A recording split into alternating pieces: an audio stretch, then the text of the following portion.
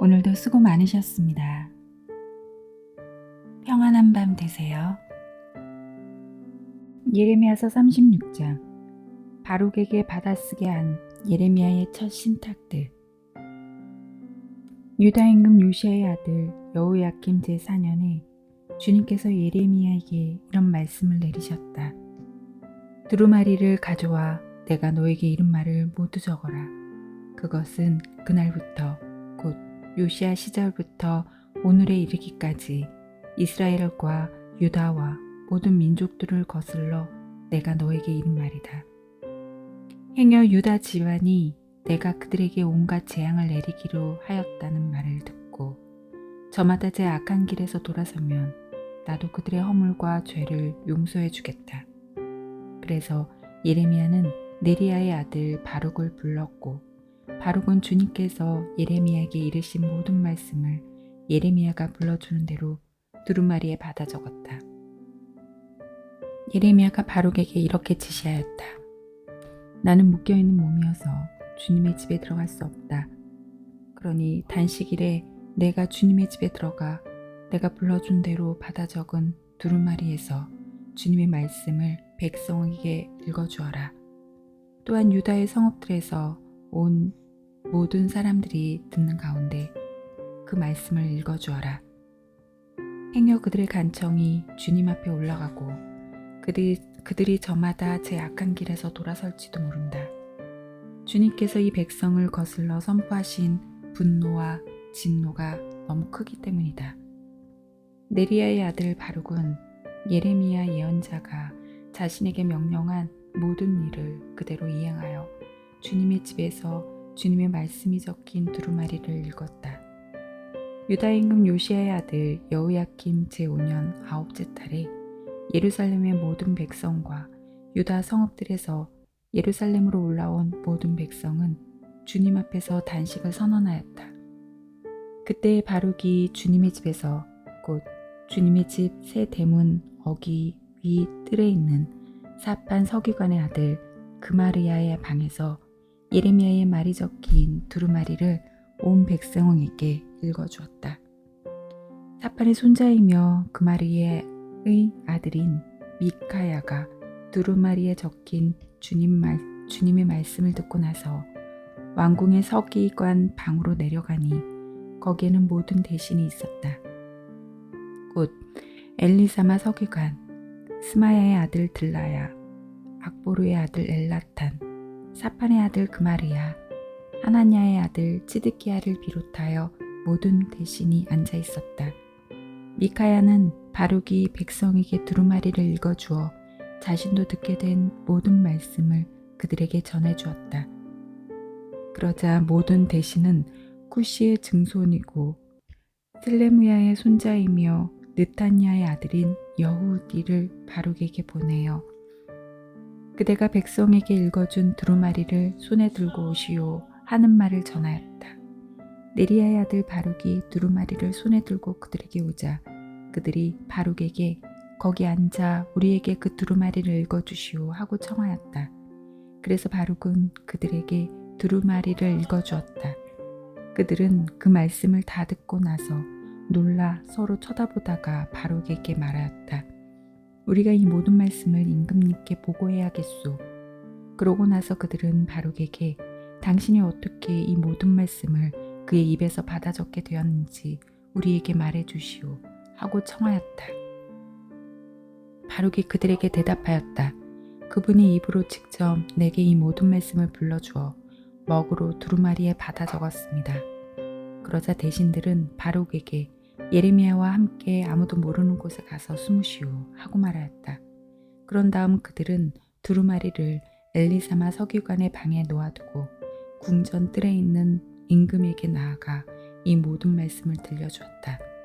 임금은 여우디를 보내어 그 두루마리를 가져오게 하였다. 여우디는 엘리사마 서기관의 방에서 두루마리를 가져와 임금과 그 곁에 서 있는 모든 대신들에게 읽어주었다. 마침 9째 달이어서 임금은 겨울 궁전에 머무르고 있었고 그의 앞에는 화롯불이 타고 있었다. 그런데 여우디가 선어단은 읽을 때마다 임금은 서기관의 칼로 그것을 베어 화롯불에 던졌다. 이렇게 하여 두루마리 전체가 화롯불 속에 들어갔다. 임금과 신하들은 모두 이 말씀을 다 듣고 나서도 두려워하거나 제 옷을 찢지 않았다.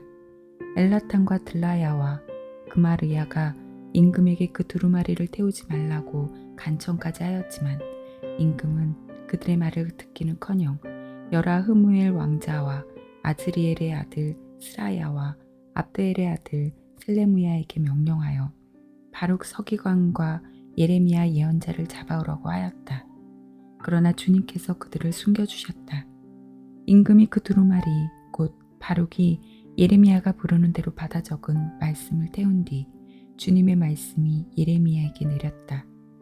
다른 두루마리를 가져와 유다 임금 여호야김이 태워버린 첫째 두루마리에 적혀있던 먼저번 말을 모두 거기에 다시 적어라. 그리고 너는 유다 임금 여호야김에 관하여 말하여라. 주님께서 이렇게 말씀하신다. 너는 어찌하여 바빌론 임금이 반드시 와서 이 땅을 파괴하고 사람과 짐승을 이 땅에서 없애버릴 것이라는 말을 두루마리에 썼느냐고 하면서 그것을 태워버렸다. 그러므로 주님께서 유다 임금 여호야김을 두고 이렇게 말씀하신다. 그의 후손 가운데 아무도 다윗 왕자에 앉을 자가 없을 것이고 그의 시체는 낮에는 더위에 밤에는 추위에 내던져질 것이다. 내가 그와 그의 후손과 그의 신하들의 죄를 물어 그들을 벌하겠다. 그들뿐 아니라 예루살렘의 주민들과 유다 사람들에게도 내가 선포했지만 그들이 믿지 않았던 온갖 재앙을 내리겠다. 그리하여 예레미야는 다른 두루마리를 가져와 네리야의 아들 바룩 서기관에게 주었다. 바룩은 예레미야가 불러주는 대로 유다 임금 여호야김이 불에 태워버린 두루마리에 적혔던 말씀을 모두 거기에 받아 적었고 비슷한 내용의 많은 말씀을 더 적어 넣었다. 오늘 제가 제일 조심하는 걸 해버렸어요. 충조 평판, 충고, 조언, 평가, 판단. 그 사람도 마음이 있는 사람인데 제 말이 어떻게 닿았을지 뵙고 나서야 그게 보였어요. 무겁고 씁쓸하고 미안한 밤입니다. 오늘 예레미야서 36장을 펼쳤어요. 유다 임금 여호야김은 하느님의 말씀이 담긴 두루마리를 불 속에 던져버려요. 아무렇지도 않게. 그런데 하느님은 무너지지 않으세요. 예레미야에게 다시 말씀하십니다. 다른 두루마리를 가져와 유다 임금 여호야김이 태워버린 첫째 두루마리에 적혀있던 먼저번 말을 모두 거기에 다시 적어라. 저는 거기서 멈췄어요. 타버린 줄 알았던 것들을 하느님은 다시 쓰시는 분이구나.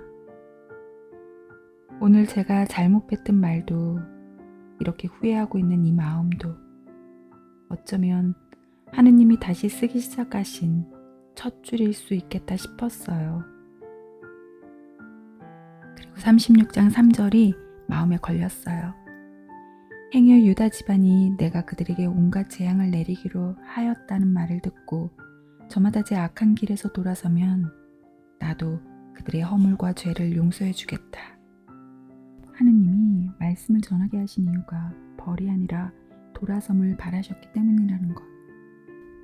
내 말의 방식이 틀렸더라도 그 안에 있던 마음의 씨앗까지 나쁜 건 아니었을 수 있다고. 그게 조금 위로가 됐어요. 오늘 뭔가를 잘못 말해버린 분이 계신가요?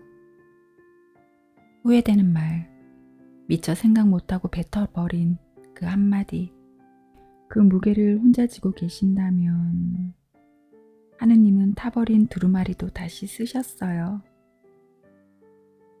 우리의 실수도 관계의 상처도 그분 손 안에서는 다시 시작될 수 있어요. 미안합니다. 미안합니다. 오늘의 후회가 내일의 다정함이 되기를, 그 미안함이 더 깊은 사랑의 문이 되기를 바랍니다. 다음 묵상 시간에 또 만나요.